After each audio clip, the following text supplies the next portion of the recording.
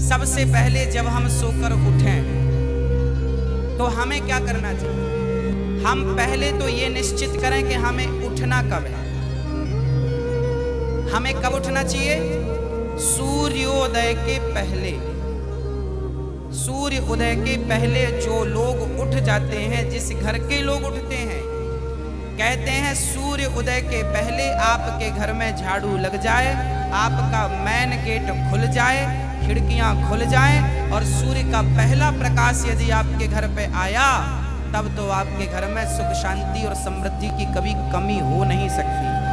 जीवन में दुख वो लोग पाते हैं जिनके 7 बज गए, सूर्य भगवान आ गए, अभी तक दरवाजा नहीं खुले, खिड़कियां नहीं खुली, सो रहे हैं, राक्षस राज अभी सो रहे हैं। 7 बज गए, सूर्य भगवान सिर पे चढ़ रहे हैं, अभी तक आप सो रहे हैं। क्या ये हमारी सभ्यता, हमारा संस्कार है? ना, हमारे संस्कार हैं जब हम छोटे थे ना, ये दास अपनी बात कर रहा है, जब हम 10 वर्ष के थे तब हम मंदिर में पूजा करते थे। हम मंदिर में, हमारे पिताजी मंदिर में पुजारी थे, एक मंदिर की पूजा करते थे। तो हम जब 10 साल के थे तब हम 4 बजे स्नान करके 5 बजे पूजा खत्म करके और 5 से 6 बजे तक में सुंदर कांड का रोज पाठ करते थे, हनुमान चालीसा का रोज पाठ करते थे, रोज पाठ करते थे। 6 बजे, सवेरे 6 बजे मंदिर की पूजा और पाठ करके बाहर आ जाते थे अपने काम के लिए, और 6 बजे बाहर आकर गाय के लिए घास लेने के लिए खेत चले जाते थे।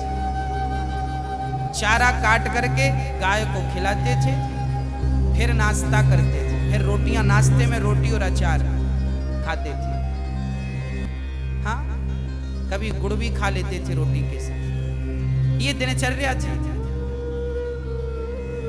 पहला काम हमारा भगवान को धन्यवाद देना होना चाहिए, गौ सेवा होनी चाहिए। ये हमारे संस्कार, हमारा रक्त, हमारे रक्त में है। ये बिना पूजा किए अच्छा ही नहीं लगता। तो क्या करो, सूर्य उदय के पहले, सूर्य भगवान कब उदय हो रहे हैं? लगभग आप 5:30 बजे बिस्तर त्याग दो। बिस्तर त्यागने के पीछे भी कारण कैसा है, कैसे त्यागना है? डायरेक्ट उठ के चलना नहीं है। सबसे पहले जैसे ही आपकी आंख खुले, आंख खोलते ही राम नाम ते ही सुमिरन कीन्हा, हृदय हरस कपि सज्जन चीन्हा, यही सन हठ करी हूं पहचानी, साधु ते हो ही न कारज हानि। हनुमान जी जब लंका में गए और विभीषण की कुटिया पर गए तो विभीषण सवेरे 4 बजे जागे, और जागते ही उन्होंने क्या बोला? राम। अर्थात आप जब जागें तो जागते ही राधे कृष्ण, सीताराम, श्रीमन नारायण, भगवान का नाम हरे कृष्ण कृष्ण कृष्ण हरे जपें। भगवान का नाम लेते हुए बिस्तर से उठें, उठकर बैठ जाएं। बिस्तर पे सीधे पड़े थे, उठ के बैठ गए। बैठकर क्या करना है? भगवान का नाम, हे प्रभु आज का दिन आपने दिया उसका धन्यवाद। फिर दोनों हाथ का ऐसे मंथन करना चाहिए, और जब हाथ गर्म हो जाए तो फिर हमें हथेली को ऐसे खोलना चाहिए। खोलने के बाद हमें एक मंत्र पढ़ना चाहिए। मंत्र याद ना हो तो आप ऐसा करो, कराग्रे वसते लक्ष्मी, कर मध्य सरस्वती, कर मूले तु गोविंदा, प्रभाते कर दर्शनम। कराग्रे वसते लक्ष्मी, कर के अग्रभाग में लक्ष्मी का वास होता है। यहाँ कराग्रे वसते लक्ष्मी, कर मध्य सरस्वती, यहाँ सरस्वती का वास होता है, और पूरे हाथ में भगवान कृष्ण का, नारायण का वास होता है। कर मूले तो गोविंद, तो दोनों हाथों का मंथन, यहाँ लक्ष्मी का ध्यान सवेरे करेंगे तो आपके घर में लक्ष्मी आएगी, सवेरे से ध्यान होगा। सरस्वती का चिंतन करेंगे तो आपकी वाणी से दिन भर कोई गलत शब्द नहीं निकलेगा, गलत वाक्य नहीं निकलेगा, गलत विचार नहीं निकलेंगे, आपकी वाणी से कोई दुखी नहीं होगा। और गोविंद का ध्यान करेंगे, मेरे नारायण मेरे कृष्ण का ध्यान करेंगे तो आपको सब कुछ मिलेगा। तो पहले दोनों हाथों का मंथन करके दर्शन करें, फिर दोनों हाथों का मंथन करके जब हाथ गर्म हो जाए तो अपने चेहरे पर लगाएं, अपने नेत्रों पे वो हाथ लगाएं। और उसके बाद सबसे पहले उठकर आप अपने बच्चों को ये चीजें समझाएं। सबसे पहले उठकर आप पृथ्वी माता को प्रणाम करें। पृथ्वी माता को, हे पृथ्वी माता, आपका धन्यवाद, आपने हमें एक अवसर दिया है।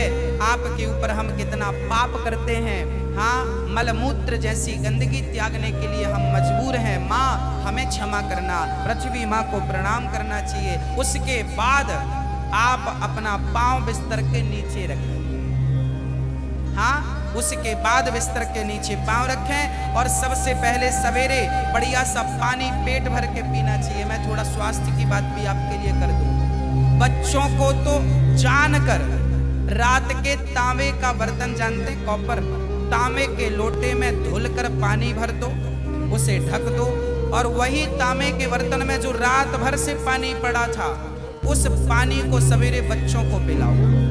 वो तांबे के पात्र का जब पानी बच्चे पिएंगे तो वो बच्चों की बुद्धि प्रखर होगी, बच्चे प्रखर बुद्धि वाले होंगे। यदि आपके घर में चांदी का सिक्का है तो आप लोटे पर चांदी का सिक्का भी डाल सकते हैं, नहीं है तो कोई बात नहीं। चांदी का सिक्का जब लोटे पे डालेंगे और उसमें पानी भरेंगे, पानी का स्पर्श चांदी और तांबे से जब होता है तो पानी शुद्ध हो जाता है, पानी के दोष समाप्त हो जाते हैं और पानी की शक्ति बढ़ जाती है। अरे फिल्टर करने वाली मशीनें जो आपने घर में लगवा रखी हैं, आरओ, ये क्या करते हैं? ये पानी वेग से जाता है, टकराता है, टकराने से पानी की शक्ति घटती और बढ़ती है। सबसे ज्यादा शक्तिशाली पानी कौन सा? झरने का पानी। गंगा का पानी शक्तिशाली क्यों है? क्योंकि वो हजारों किलोमीटर की यात्रा करता है, पानी पत्थर से टकराता है, उसकी शक्ति बढ़ जाती है। तो चांदी और कॉपर की जब पानी स्पर्श करता है तो उसकी शक्ति बढ़ जाती है। वो पानी आप अपने बच्चों को पिलाएं, आप पिएं। 1 लीटर पानी सुबह बच्चों को पिलाएं उठकर, और बच्चों को जब पानी पिलाएंगे पेट में पानी जाएगा तो पेट की सारी गंदगी साफ होगी, आप अपनी क्रियाओं से निवृत्त हों। और उसके बाद आप स्वच्छ कपड़े पहने और सबसे पहले हिंदू परंपरा के अनुसार 1 लोटे में जल भरें, तांबे के लोटे में, और सबसे पहले बच्चों के हाथ से 1 लोटा जल सूर्य भगवान को चढ़वाएं। जिसकी बुद्धि बिल्कुल शून्य है, जिन बच्चों की बुद्धि कम है या शून्य है, ऐसे बच्चे यदि जल चढ़ाएं तो उनकी बुद्धि प्रखर हो जाती है सूर्य नारायण की कृपा से। आप सभी बच्चों को, हम सब हिंदुओं को, चाहे वो स्त्री हो या पुरुष हो, बालक हो या बालिका हो, सबको सूर्य भगवान को जल चढ़ाना चाहिए। कैसे चढ़ाएं? ओम सूर्याय नमः, आदित्याय नमः, भौमाय नमः, खगाय नमः, भास्कराय नमः। सूर्य भगवान के 12 नाम आप ले लीजिए और जल चढ़ाइए, सूर्य भगवान को प्रणाम कीजिए, खड़े खड़े 7 बार घूम जाइए, प्रदक्षिणा कीजिए। सूर्य भगवान की 7 परिक्रमा होती है, 7 प्रदक्षिणा कीजिए सूर्य भगवान की। और उसके बाद यदि आप पति पत्नी में कोई खटापटी चल रही है, झगड़ा चल रहा है, तो आप भी जल चढ़ाएं सूर्य भगवान को, पर उसमें आप थोड़ा सा गुड़ डाल लें, गुड़, मीठा पानी। जब मीठा जल चढ़ाएंगे सूर्य भगवान को तो आपके रिश्तों में मिठास बनी रहेगी। और मैं आपको बता दूं कि आप अपने बच्चों को जो जल चढ़वाएं वो सादा जल ना चढ़वाएं, उसमें थोड़ी कुमकुम डाल लो, रोली लाल कर लो पानी को, लाल पानी सूर्य भगवान को चढ़ाओ, रंगीन पानी सूर्य भगवान को, या चंदन घिस के डाल लो, एक केसर का पत्ता डाल लो, ऐसा रंगीन पानी जब सूर्य भगवान को चढ़ाएंगे तो आपके जीवन में भी नाना प्रकार के भक्ति के रंग, प्रेम के रंग, ज्ञान के रंग चढ़ेंगे। हाँ, तो सूर्य भगवान को प्रणाम करो। उसके बाद आप अपने घर से, जो आपके मंदिर हैं घर पे, ठाकुर जी को बढ़िया पूजन करो। एक थाली साफ करो, थाली में बढ़िया सा एक स्टार बनाओ, चंदन का स्टार बनाओ, चंदन से स्टार बनाओ। उस स्टार, चंदन से स्टार बनाकर बीच में ओम लिखना चाहिए। और फिर जो खंड बचेंगे ना, स्टार बनाएंगे तो बीच में ओम लिखेंगे।